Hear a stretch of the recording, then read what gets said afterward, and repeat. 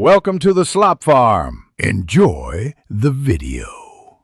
In this video, I will explain how to sync Strava with your Apple Watch. First, open the Strava app on your iPhone. Tap the U tab, then the gear icon in the upper right corner to access settings.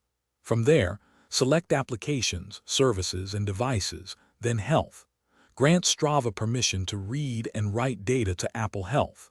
This crucial first step ensures your activities can flow between both platforms effortlessly.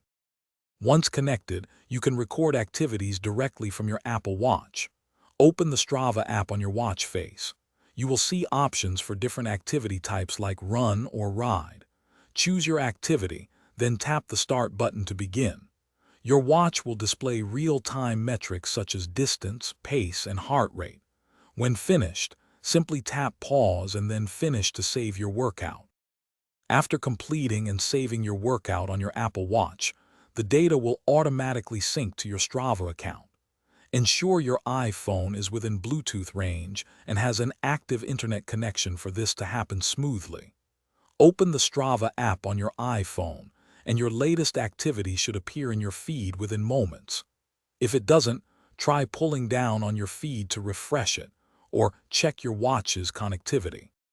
If you encounter syncing issues, first check that all permissions are enabled in both Strava and Apple Health settings. Also, ensure both your Strava app and Apple Watch operating system are fully updated to their latest versions. Sometimes, a simple restart of both your iPhone and Apple Watch can resolve minor glitches.